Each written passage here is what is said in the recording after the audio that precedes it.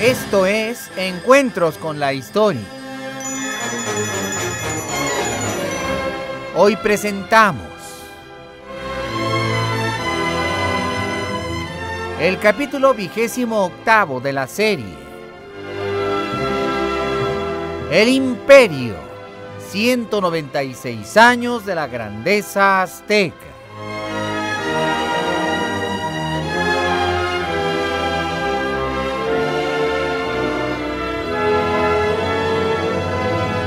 Productor ejecutivo, el señor Pedro Manzano.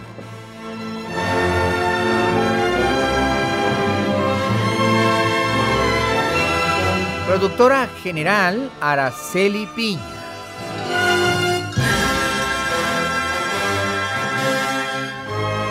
Efectos físicos, efectos especiales, ambientación y operación técnica, Jorge Alonso.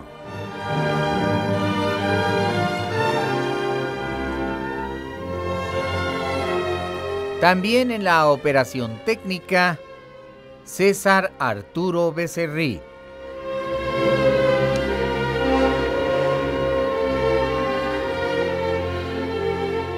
Investigación histórica, investigación en el área musical y musicalización, el señor Felipe Saldívar.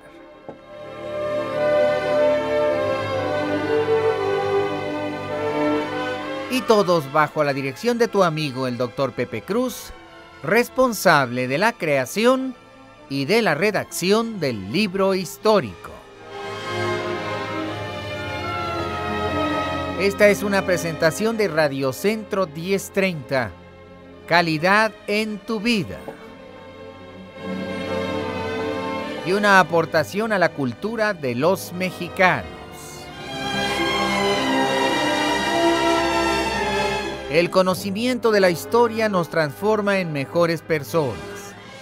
Y el conocimiento de la historia mexicana nos convierte en mejores mexicanos. Mexicano, pasa la voz. Haz un esfuerzo. Conoce tu historia.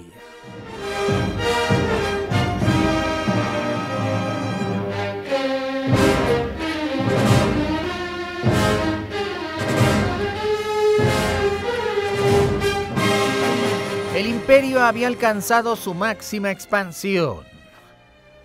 El imperio cubría ahora inmensas áreas, desde Colima por el occidente hasta Guatemala por el oriente.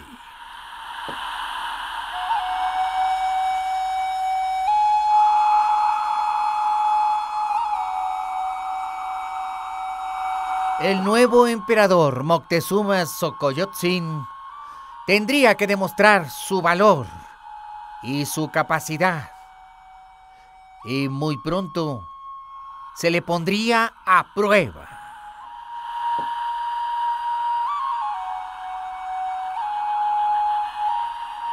Moctezuma había soñado con un imperio mucho más estructurado y vigoroso.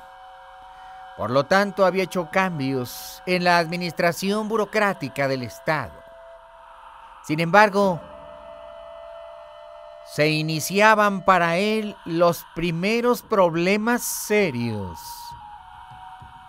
Una prueba definitiva para su capacidad.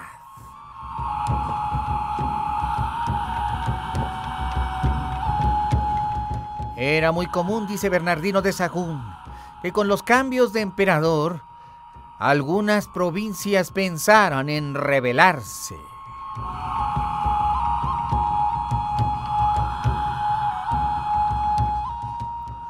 Justamente en aquellos días se quiso poner a prueba al emperador reciente. Si le temblaba la mano, el imperio estaría perdido.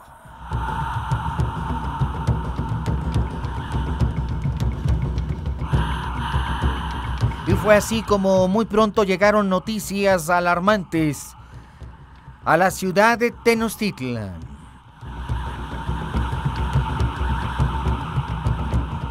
Aún no tenía Moctezuma un conocimiento exacto y pleno de todas sus funciones dentro del Estado. Y aunque todos los días iba a la gran biblioteca, en donde le instruían los tlamatinimes sobre la geografía de Anáhuac, él no tenía todavía una claridad profunda respecto a de los vastos dominios y todas las provincias, las cantidades exactas de los tributos, las guarniciones militares, las distantes tierras en donde el imperio tenía intereses, soldados, guarniciones, redes de comercio.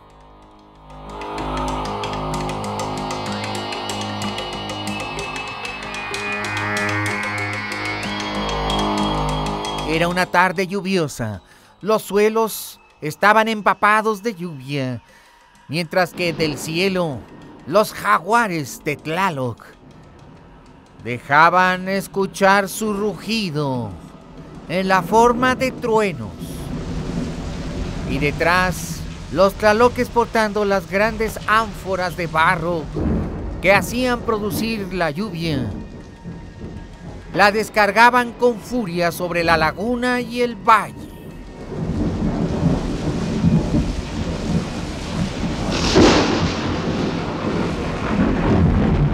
En el Tecpan todos se protegían de la lluvia. De las azoteas del gran edificio caía la lluvia en forma de pequeños riachuelos.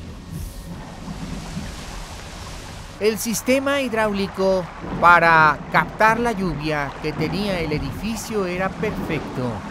Grandes gárgolas descargaban el agua que a torrentes caía ante el furioso aguacero.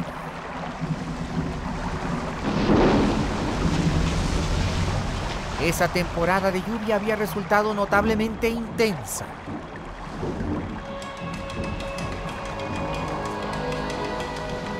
Los 3 oficiales de alto rango del ejército mexica que habían llegado venían empapados hasta los huesos.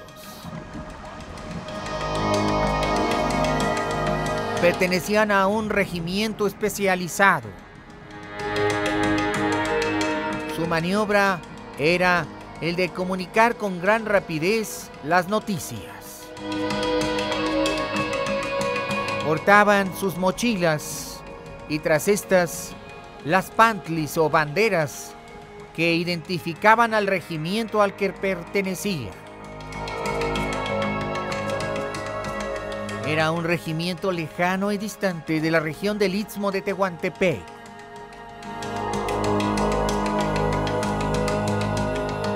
Habían hecho un largo viaje.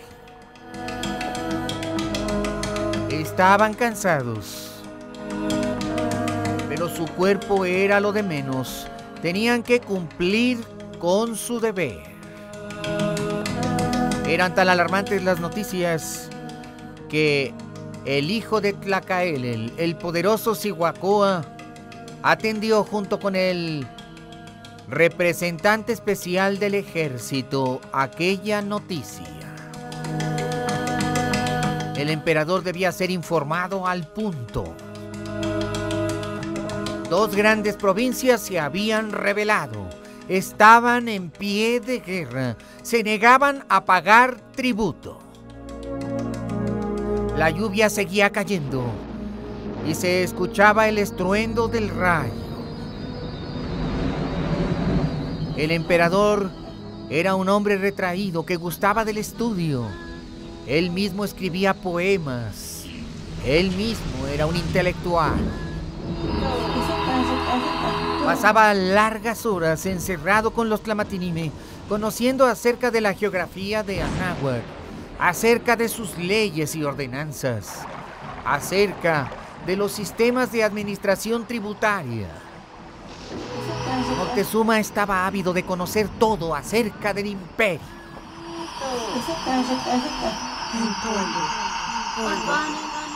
Hasta él llegaron los emisarios del Cihuacóa.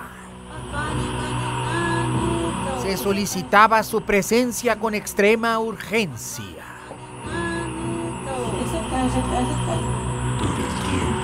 El emperador estaba con 11 de sus Tlamatinime. Con una reverencia, ante una seña del emperador, se fueron retirando uno a uno. El emperador ordenó que vinieran a su presencia el Cihuacóa y los militares que le acompañaban.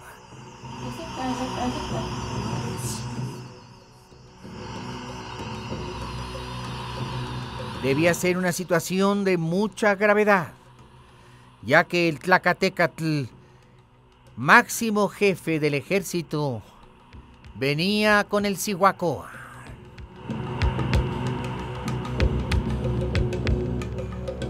La tarde era húmeda y fría y no dejaba de llover. Todavía se escuchaba el estruendo y el rugido del jaguar. Moctezuma se acercó para calentarse en una gran hoguera que crepitaba en medio del salón. No era el gran salón del trono. Moctezuma había acondicionado una parte del Tecpan para estar ahí con sus Tlamatinime. Era una habitación enorme.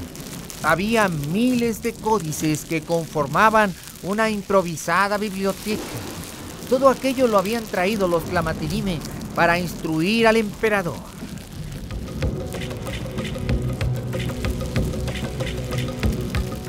Pronto se vio venir la silueta. Se trataba de la presencia en persona del Cihuacóa del emperador.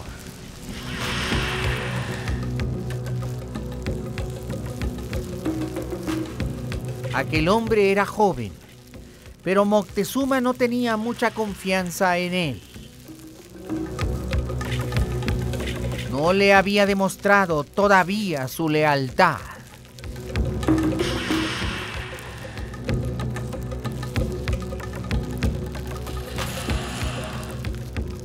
Poco a poco el Cihuacóa se fue acercando e hizo las reverencias y caravanas acostumbradas. Señor,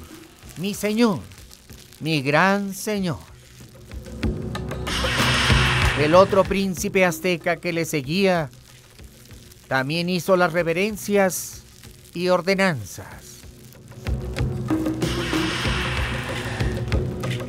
Moctezuma tendría entonces unos 35 años. Su Cihuacóa no más de 40.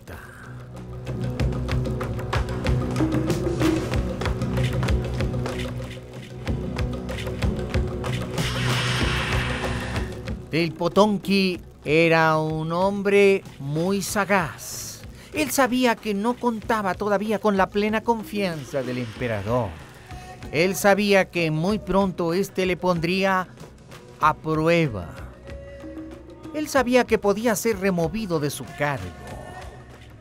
Sin embargo, en su corazón solamente anhelaba servir con bien a su señor.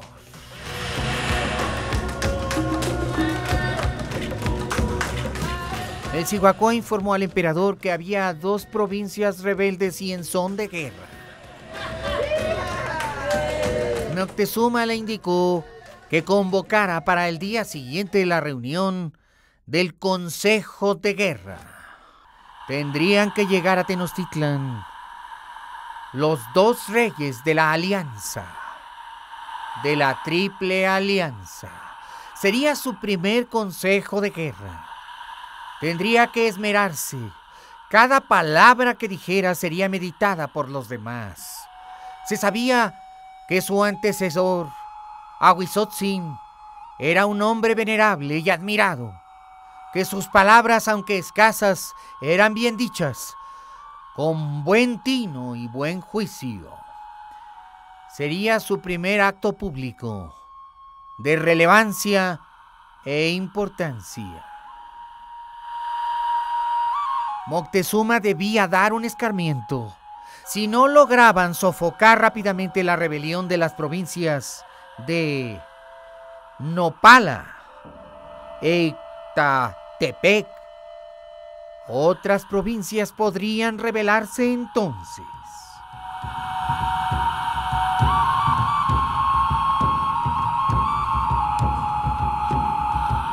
Todos esperaban que Moctezuma fuera un emperador sagaz, rápido y de decisiones, de autoridad, de gesto, de arrogancia y poder, como su antecesor. Todas las miradas caían sobre él. Muchos recordaban todavía la presencia y la figura de su padre, Atzayacatl, que había gobernado con sagacidad y con inteligencia, que era prudente en sus comentarios, sagaz en sus insinuaciones, preciso en sus indicaciones. No era un aventurero temerario, sino un hombre de dirección. Todos querían ver en Moctezuma la fuerza de Atzayacatzin, su padre. Y a la mañana siguiente, muy temprano, los grandes caracoles, Teponaztlis y el Huehuetl con su seca voz anunciaron a Tenochtitlan la llegada de los sabios señores que regían los destinos del imperio, los reyes aliados.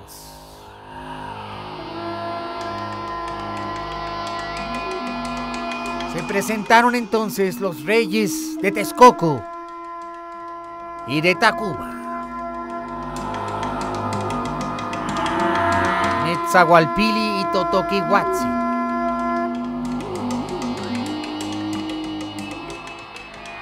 Como era la costumbre y el protocolo, el Cihuacóatl salió a darles la bienvenida. El rey de Texcoco viajaba en una gran barca engalanada, en donde cabían 30 o 40 de los miembros de su corte. Venían, por supuesto, sus principales generales y capitanes. Totoquihuatzin había llegado por la calzada de Tlacopan o Tacuba, con otros 40 o 50 de sus cortesanos, todos ellos príncipes y todos ellos señores de la guerra. Al Consejo del Imperio para decisiones militares entraban solamente 40 o 50 militares de altísimo rango.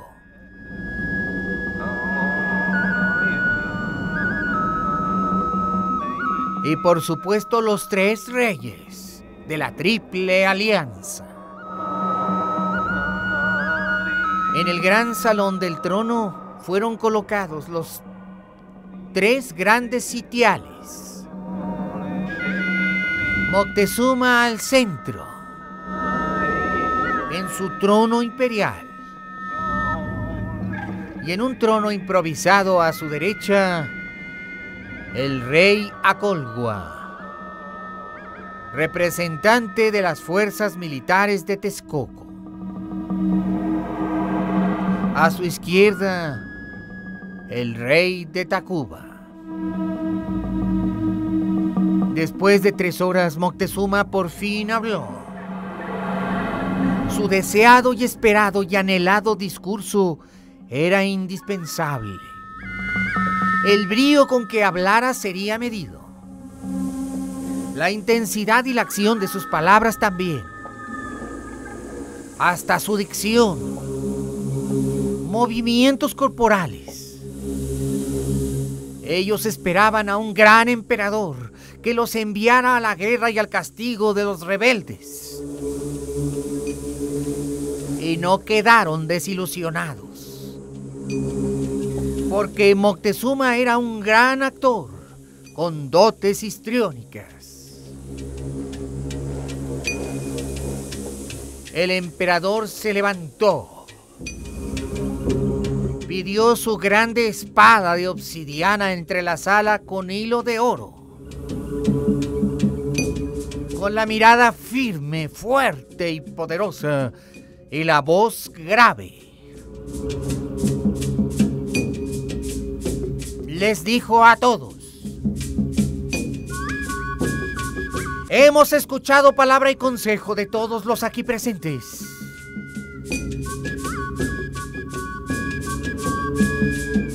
y ha quedado deliberado y cierto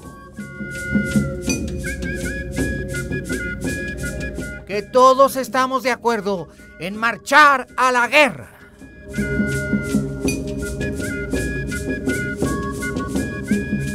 Hubo antecesores míos alguna vez que mandaban generales y principales al combate. Pero quiero que escuchen todos que Moctezuma es, antes que todo, un soldado. Tomaré el mando de mi ejército y lo encabezaré siempre. Estos no son tiempos de cobardes. Doy orden a Miciguacúa que se informe a todos los jóvenes de Anáhuac en las ciudades de Tenochtitlan, Texcoco y Tacuba, que se apresten a las mesas de inscripción para el ejército. Este será el más grande ejército que ha visto la historia. Que se convoque a todo príncipe noble, que se convoque a todo joven, sin distinción de grupo o clase. Que se levanten mis banderas, mis escudos, mis lanzas, porque yo, Moctezuma, seré el señor de la guerra. Entraron entonces unos sacerdotes que en presencia de todos le quitaron los ropajes que vestía con la advocación del dios Eacatl-Topiltzin-Quetzalcóatl, dios de los sabios. Y pronto le vistieron con el penacho y corona de guerra, con el escudo y el vestuario del dios de la guerra. Aquel acto simbólico representaba la ordenanza de que el imperio estaba en guerra y que a partir de ese instante toda acción sería en aquella dirección. Conmovidos estaban los corazones de todos ante las palabras del emperador. Era un valiente, no cabía duda. Correría todos los riesgos. Era un soldado joven y fuerte. Y promulgó 3 leyes nuevas. Serían considerados traidores todos aquellos que no hicieran el esfuerzo por apoyar al ejército.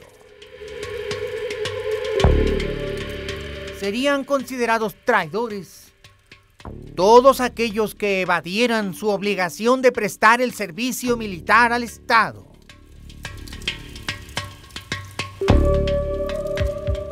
Y ratificó las leyes de Ahuizotl-Ahuizotzingo. Serían considerados traidores los que huyeran del campo de batalla. Todos estaban felices, todos estaban satisfechos. Y en una acción decisiva, Moctezuma les dijo: allá, al oriente, al sur, está nuestro enemigo. Pronto, aztecas, aprestémonos para que la ley del imperio se respete. Castiguemos al rebelde. Y repentinamente se escuchó un solo grito de todos los ahí presentes. La historia estaba decidida.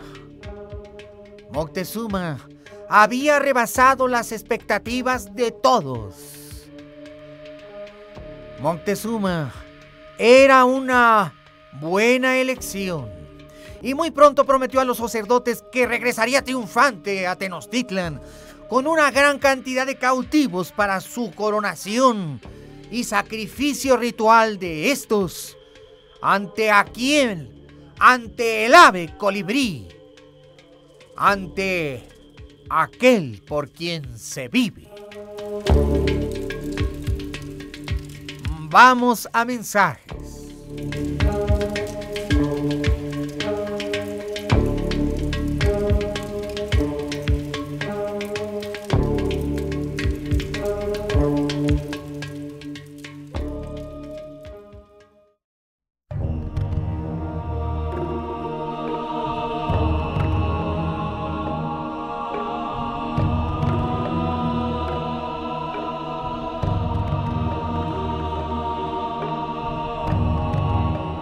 Se mandó pregonar en Tenochtitlan que todos los hombres hábiles para la guerra se alistaran de inmediato. Ninguno debería quedarse en la ciudad debido a la negligencia, el descuido o la pereza. Se publicaron las nuevas leyes. Quien fuera sorprendido en tal actitud sería objeto de castigo. Se haría el acto de la vergüenza pública y el destierro, y se lo ameritaba a su caso la muerte.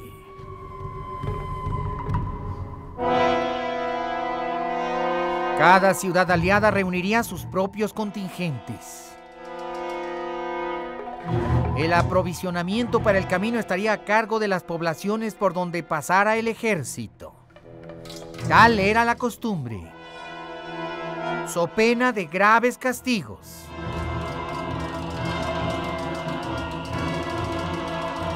Y los soldados deseosos de ir a la guerra salieron por cientos a las calles.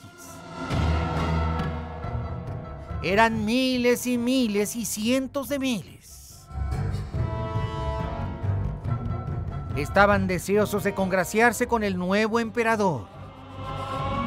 Acudieron voluntarios y alegres a los sitios de reclutamiento.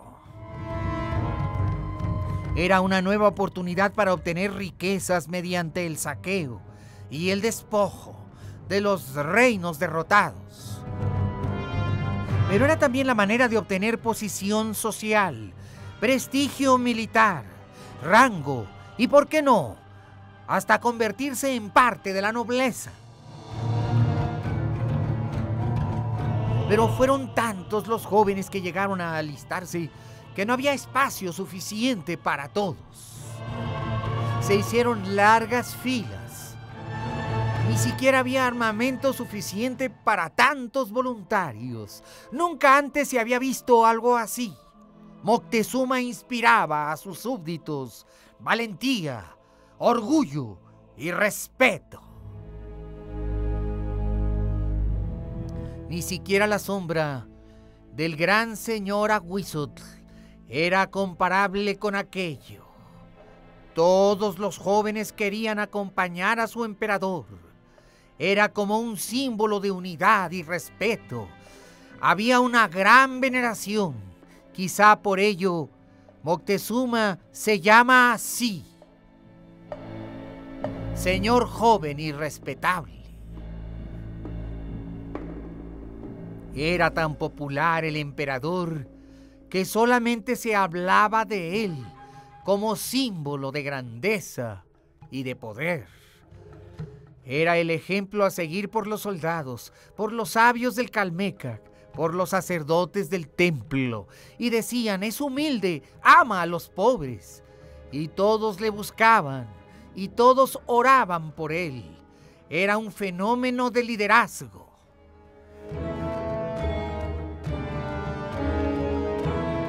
Finalmente, después de unos meses, aquel inmenso ejército estaba listo y dispuesto.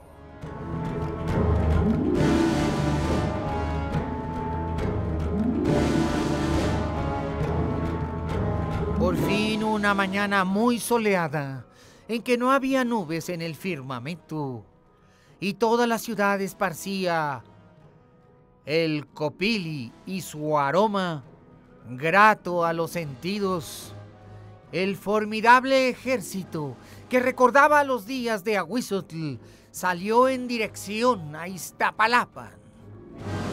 Era tan grande que la columna militar llegaba desde Tlatelolco a Iztapalapa y seguía aún más.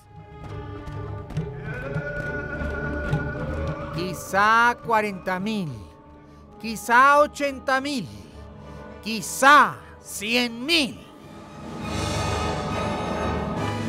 Y las águilas imperiales lucían, y los miles de banderas, y en los rostros jóvenes la esperanza y la ilusión de la guerra. Esa era la mejor expresión de la grandeza azteca. Y los cientos y miles de ciudadanos, desde las azoteas y de las barcas, las calzadas de agua y tierra, las orillas, miraban salir a sus jóvenes con rumbo a la guerra y oraban por su bienestar. Y en los santuarios se cantaba, y los cientos y miles de monjes arrojaban el copili al aire, y sus cantos, y sus flores, y sus dichos. Y en los templos, en los 78 edificios del centro de Tenochtitlan, todos adornados con flores, todos estaban ahí para ver marchar la interminable fila de hombres.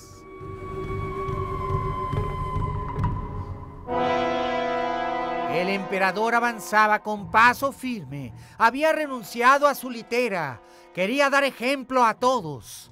Él también marchaba, como si fuera un macehual, con su uniforme de guerra.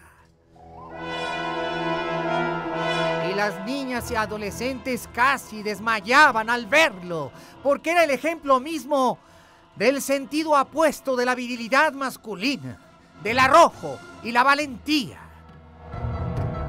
Como un icono marchaba el emperador Moctezuma, apuesto, fuerte, inmenso.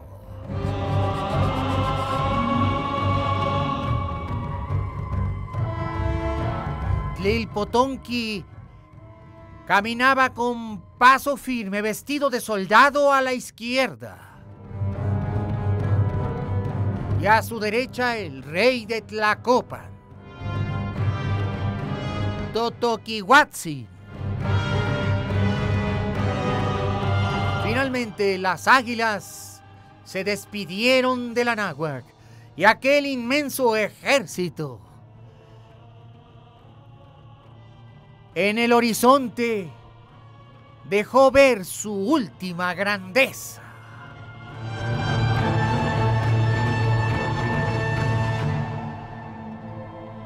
Todo Tenochtitlan estaba conmovida. Prácticamente ya todas las ciudades del valle eran aliadas y sujetas al imperio. Más de 40 ciudades unidas estaban engalanadas. Aquel era un momento cumbre en la historia del imperio. Y Moctezuma era tan sabio que quería poner a prueba a sus generales, soldados y hasta su mismo Cihuacóa. No era común que el Cihuacóa acompañara al emperador, pero Moctezuma quería ver qué tan buen soldado era y le hizo creer que partiría con él, cosa nunca vista antes. Pero grandes planes tenía Moctezuma para él. Vamos a mensajes.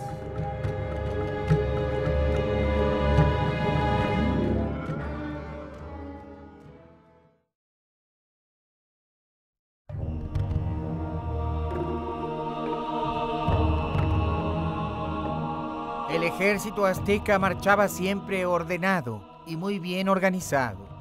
Y el emperador tenía su tienda de campaña, que se hacía con varas y lienzos y telas muy finas, y la tierra se cubría con mantos finísimos bordados de oro, y en el interior el mobiliario de campaña era ligero y hecho de tul. Ahí estaba el máximo campamento del emperador. Moctezuma mandó llamar a su Cihuacóa. Ese sería el momento de ponerlo a prueba. Le dijo que no era su intención llevarlo con él, porque el imperio y la ciudad quedarían sin gobierno, que por lo tanto regresaría a la brevedad posible nuevamente al gran Tecpan de Tenochtitlan.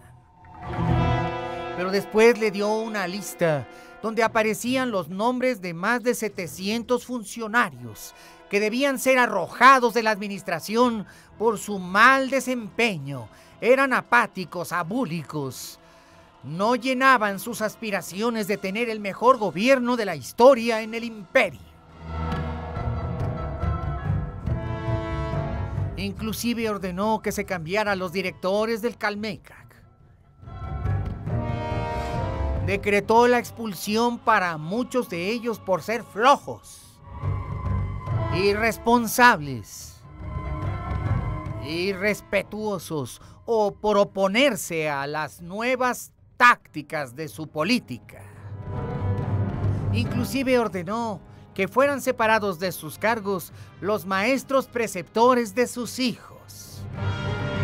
Y le advirtió: sé que muchos son tus amigos y otros tus parientes, pero habrás de acatar mi mandamiento por igual, no importa que sean los mismos de tu sangre.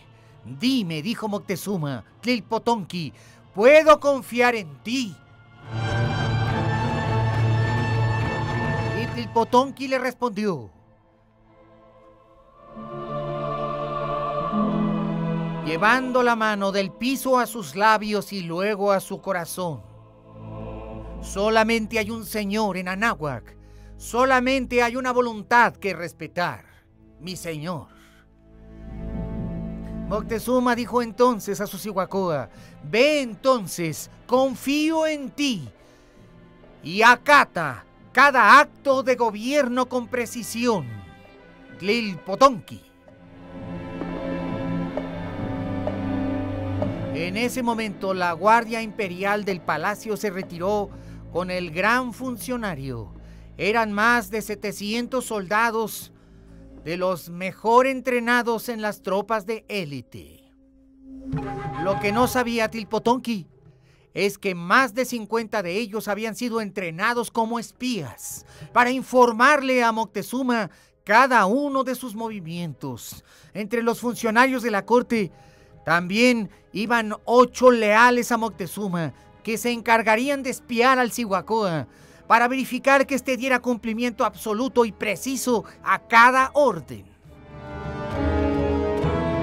Si el Cihuacoa pasaba la prueba, era seguro que sería ratificado en el cargo. Así de preciso e inteligente era Moctezuma antes de dar cualquier movimiento. Después hizo traer al regimiento de soldados de la ciudad de Tlatelolco, que eran el número de 12,000.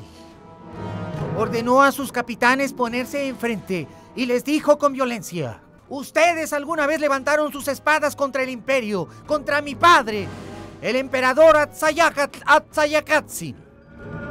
¿Cómo puedo estar seguro de sus lealtades? ¿Cómo sé que no me traicionarán en el campo de batalla? Entonces los de Tlatelolco juraron por su honor que acatarían el mandato único del ejército y del emperador. Y entonces le respondió: ¿y por qué no han pagado su tributo cuando mi padre les derrotó y destruyó sus santuarios en Tlatelolco y arrojó a sus antiguos reyes a la muerte? Se ordenó que Tlatelolco debía pagar un tributo. Me he enterado por mis secretarios que ese tributo no ha sido cubierto ni bajo el reinado de mi tío Tizoc, ni bajo el reinado de mi tío Atzayacatl. ¿Por qué? Entonces los soldados, capitanes de alto rango y príncipes, explicaron al emperador que aquel tributo no había sido exigido por estos. Moctezuma, con ceño de enojo, les dijo: pagad, tlatelolcos, vuestras deudas. ¿Qué confianza puedo tener en el que no tiene palabra Ni siquiera es capaz de pagar su deuda a costa de su honor. ¿Cómo poder confiar en ustedes? Entonces, los soldados de Tlatelolco, guiados por su rey, se presentaron mostrando todo el tributo de aquello que llevaban consigo y diciendo que las arcas de la ciudad de Tlatelolco estaban a disposición del emperador para hacer el pago en el acto, y que ningún pago sería demorado, que lo entregarían todo a cambio de tener a su señor congraciado y feliz. Después Moctezuma les dijo: pagaréis tributo cada año, y lo he decidido ya. Pagaréis el doble de tributo o el triple. ¿Qué tenéis que decirme? Y los príncipes tlatelolcas a coro dijeron: amado señor de la náhuatl, tus órdenes serán cumplidas.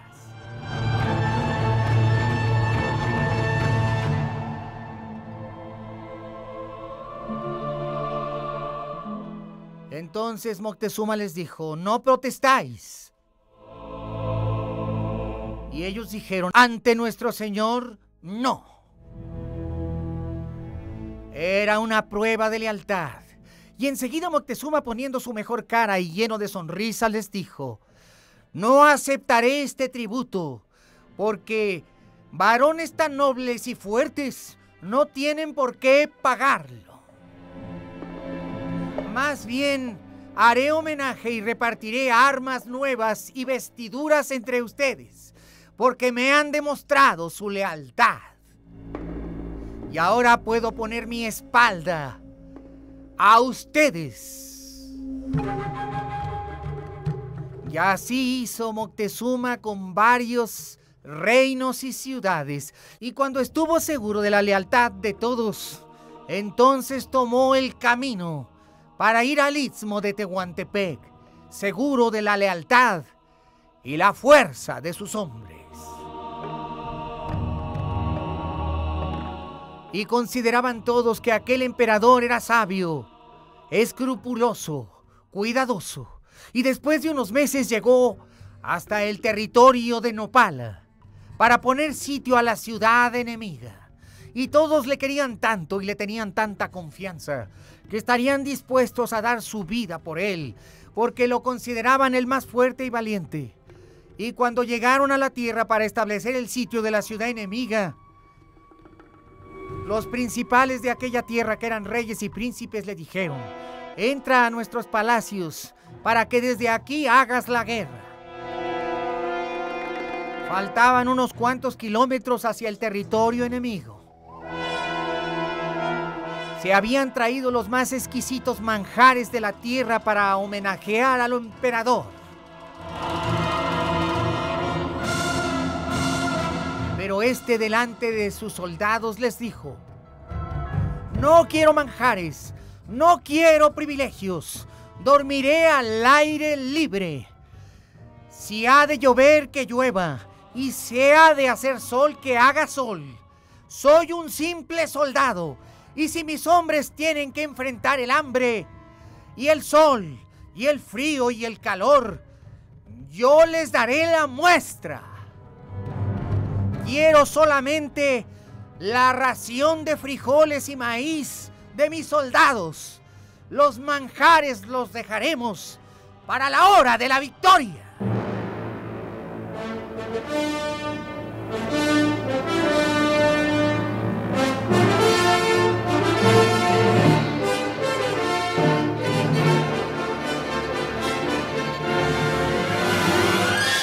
Gracias por haber estado con nosotros en el capítulo 28, 28 de la serie El Imperio, 196 años de la grandeza azteca.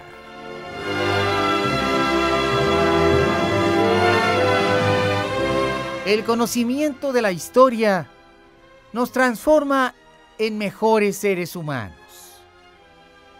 Y el conocimiento de la historia mexicana nos convierte en Mejores Mexicanos. Mexicano, pasa la voz para que un mayor número nos escuche. Tú puedes hacer el esfuerzo por conocer tu historia.